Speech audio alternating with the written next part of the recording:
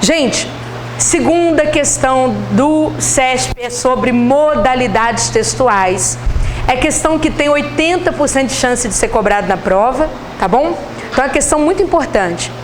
Nós temos 4 modalidades textuais: descrição, narração, dissertação, argumentativa e dissertação expositiva. Tudo bem? São 3 grandes, contando o bifurcamento da dissertação, 4. Eu vou explicar, mas não anotem o que eu vou explicar, não. Porque o que eu vou explicar leva vocês a erro, tá? Porque tem coisa que é teoria, aí a banca costuma dar um tomé na teoria, tá bom? Então, atenção aqui. Sobre as modalidades textuais. Ou tipos textuais também, conhecido também como tipos textuais. A gente tem, ó, a descrição, a gente tem a narração e a dissertação.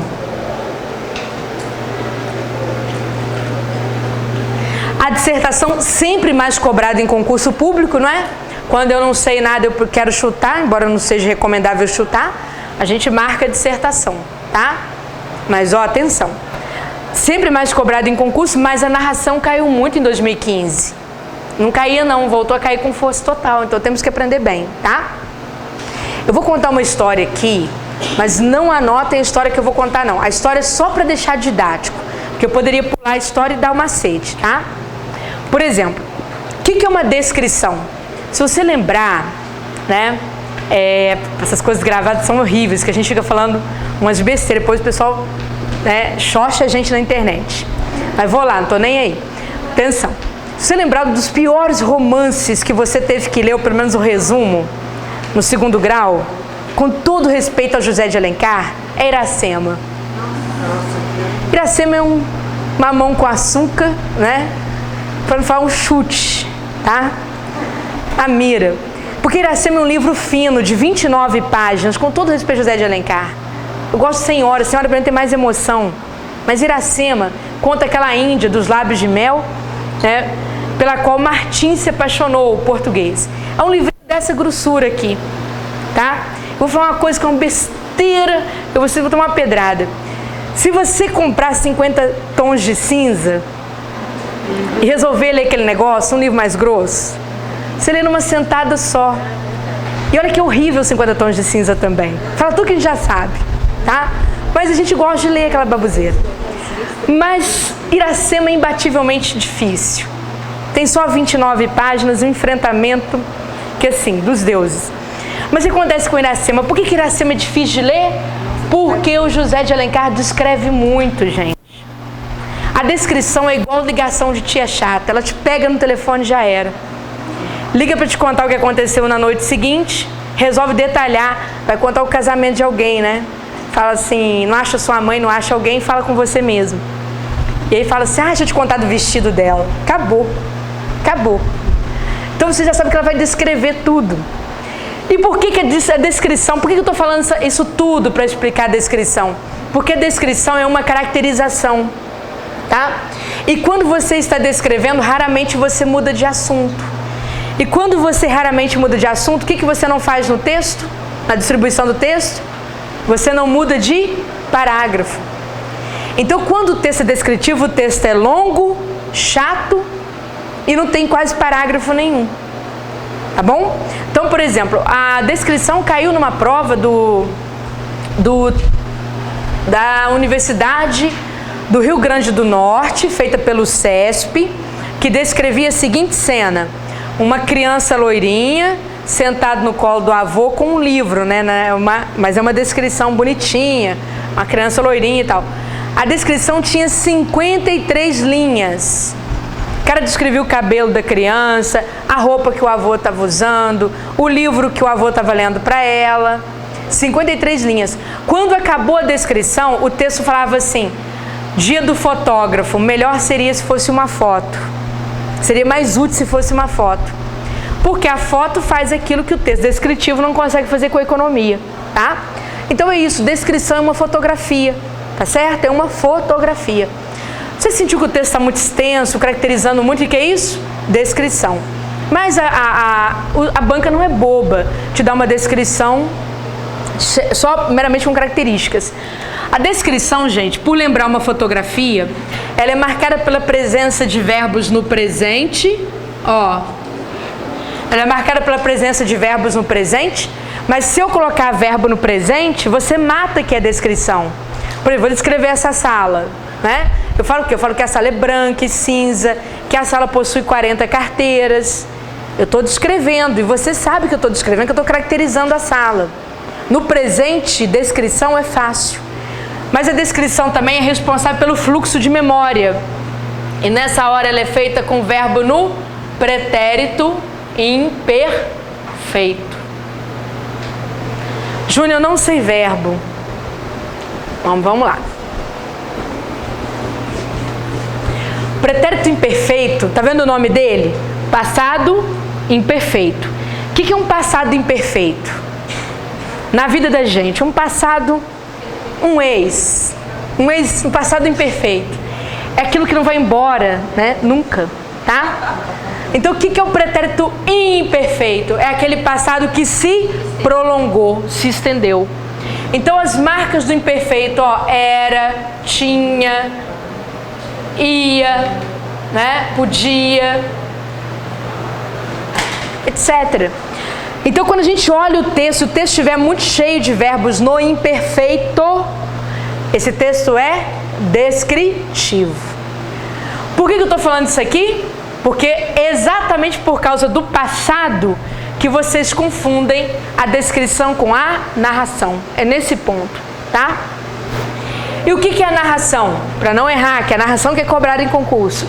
A narração, gente, é um contar de uma história. Quando você conta uma história, a história pode ter acontecido com você, pode ter acontecido com terceiros, tá?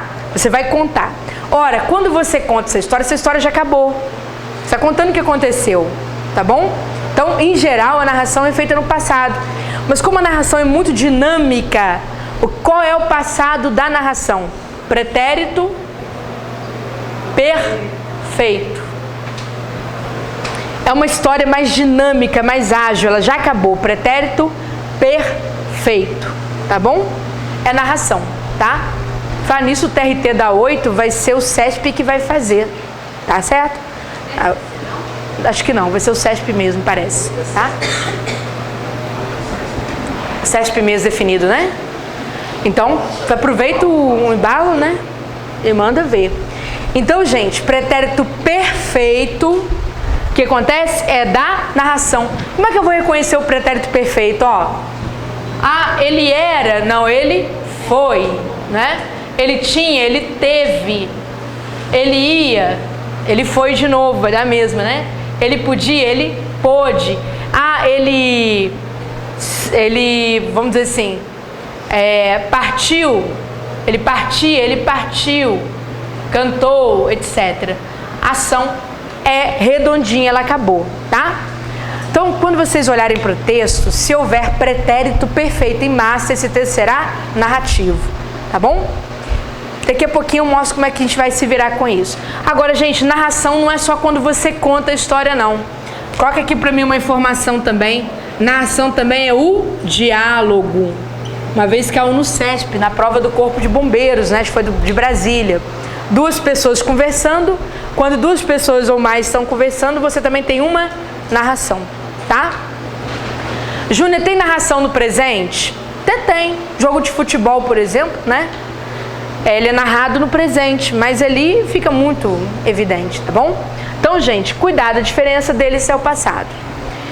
O que é dissertação? Dissertação é quando você explica alguma coisa. Dissertação é explicação. Você quer dar uma explicação sobre alguma coisa, passar conhecimento, você está dissertando. Há duas formas de você dissertar. Você pode dissertar, atenção, tá? De modo meramente expositivo, ou você pode dissertar de modo argumentativo. O que é dissertar de modo expositivo? Vamos lá. Vamos supor que você quer explicar sobre o ajuste fiscal. Alguém te perguntou em casa, né? Como é que é esse ajuste fiscal do governo? Você está explicando o que vai ser cortado, o que vai virar tributo, etc. Então você só explicou sem você dar opinião, você não criticou, nem elogiou. A dissertação expositiva, gente, também conhecida como, atenção, conhecida como informativa, é aquela explicação imparcial.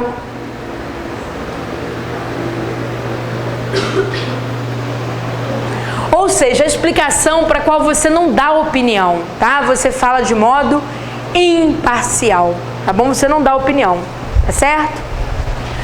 A dissertação argumentativa já é aquela que você opina, né? Aquela em que você vai opinar.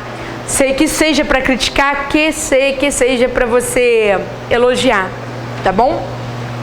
Então a dissertação argumentativa é conhecida também como opinativa, certo? Modalidades. O que eu faço para a prova com modalidades? Eu memorizo isso aqui, esse quadrinho, tá? Isso aqui é muito cobrado em prova, tá bom? Agora, a tendência da banca, o que ela vai cobrar mais? Narração, dissertação, qualquer um dos tipos, certo? Agora, atenção para duas pegadinhas do CESP. Atenção, hein? Que aí a gente tem que fazer diferença para a concorrência. Primeiro, lei de predominância. Lei de predominância. Atenção, vejam só. Raramente a gente vai ter um tipo textual sozinho. É muito raro, tá? Às vezes os textos misturam.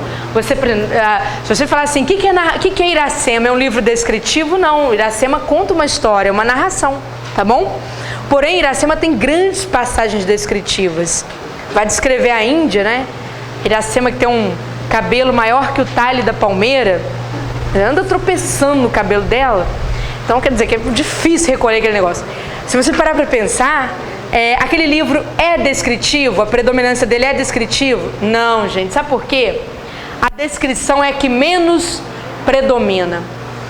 Suponhamos que das 29 páginas de Iracema, 20 páginas sejam de pura descrição. Só 9 páginas de aventura, tá? De narração. Qual é a tipologia predominante? É a narração. Olha só, a predominância não é ditada pela quantidade, não. Ela é ditada pelo tipo. A narração predomina sobre a dissertação. E a argumentação predomina sobre... a dissertação predomina sobre todas as demais modalidades. Tá claro? A dissertação predomina sobre todas as demais modalidades. Certinho? Tranquilo? O que eu quero dizer com isso? Se você pegar um texto que tem 29 linhas contando uma história, chega no final e dá uma opinião. Qual é o tipo predominante? Uma única linha de opinião. Qual é o tipo predominante? Dissertação. Tá? Não interessa se tem 29 linhas narrando. Então, esse primeiro dado para vocês saberem é isso. A lei de predominância entre os tipos.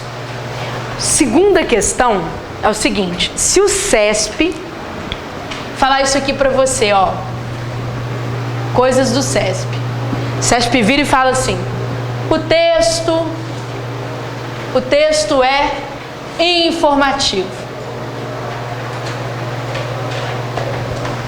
Vem lá um texto qualquer, pode ser uma descrição, qualquer coisa. E a banca diz que aquele texto é informativo. O que você vai fazer com o seu gabarito? Você vai dar certo. Por quê? Pode ser qualquer tipo. Eu sei que tem o tipo de dissertação, que é expositiva ou informativa, que é a mesma coisa. Mas por que quando a banca falar para você que um texto é informativo estará sempre certo? Vamos pensar um pouquinho? Qualquer texto a gente lê para buscar informação. Qualquer texto a gente lê para buscar informação. Tá certo? Se você comprar uma revista de piada na banca, você está buscando informação porque você quer fazer o quê? Compor um novo conjunto de piadas para você gosta, tá? Se comprar uma revista, né, de sujeito fazendo nudes lá, né? A Playboy agora não vai trazer mais, então vai ficar escasso. Quer dizer, comprou uma sexy. Não é informativo. É sim, você foi lá ver o que estava acontecendo lá dentro. Tá bom? Então, qualquer texto é informativo. Então, gente, cuidado que o CESP usa essa palavra aqui como característica de texto. Ele não fala que é tipo informativo, ele vai falar o seguinte: o texto é informativo, pode ser uma narração, estará sempre certo. Se a questão ganha, tá? Vocês viram que tem 2 textos aí, tem uma coluninha, né? Tranquilo? Ótimo. Eu vou começar lendo o primeiro texto e vou perguntar, vocês me falem o tipo que vocês acham que tem nesse texto, tá? O surgimento da internet remonta à década de 60 do século passado, em um projeto do governo norte-americano, no combate à guerra, pelo qual as comunicações intragovernamentais passaram a ser internalizadas, para evitar a publicação de dados relevantes à segurança nacional. Ponto. Posteriormente, na década de 60, foi criado o protocolo internet, que permitiu a comunicação entre seus poucos usuários até então, uma vez que ela ainda estava restrita ao Centro de Pesquisa dos Estados Unidos da América. Por aí, esse texto é o quê? Dissertativo informativo? O tipo mesmo quero saber, assim. Sabendo que eu falar que é informativo, tá certo. Mas não sei o tipo que predomina. Se vocês marcarem dissertação, vocês vão perder. Primeira coisa que vocês vão fazer um confere pra mim é nos verbos. Como é que estão os verbos aí? Linha. O remonta, ok, tá no presente. Mas depois vem o quê? Foi, né? Depois linha 7 permitiu. Linha 6 foi criado. Gente, isso aí é uma narração. Todo mundo marcaria dissertação. Olha, só para vocês tentarem entender, o CESP não vai colocar história de livro para narração, não. Ele vai colocar matéria jornalística, que a gente vai confundir com dissertação. Tá bom? Predomínio aí da narração, tá? Agora, olhem do outro lado, por gentileza. Hoje, todos reconhecem porque Marx impôs a demonstração do livro 2 do Capital, que não há produção possível sem que seja assegurada a reprodução das condições materiais da produção, ou seja, a reprodução dos meios de produção. Nossa, vamos lá. Qualquer economista que nesse ponto não se distingue de qualquer capitalista, sabe que ano após ano é preciso prever que o que deve ser substituído, o que se gasta ou se usa na produção, matéria-prima, tarará, dizemos, qualquer economista é igual a qualquer capitalista, pois ambos exprimem o ponto de vista da empresa. Esse texto é o quê? Tá dando uma opinião, não tá? Não é que o cara tá dando opinião pessoal, mas fica nítido, mesmo falando em terceiro, que ele tá dando uma opinião. Tanto que olha o julgamento que ele faz, qualquer economista é igual a qualquer capitalista. Viram? Isso é dissertação argumentativa. Fica nítido que ele opina, né? Muito fortemente, tá certo? Dissertação argumentativa. São os 2 perigos de 2015, são esses, a narração e dissertação argumentativa, tá? Quando é um, praticamente é outro.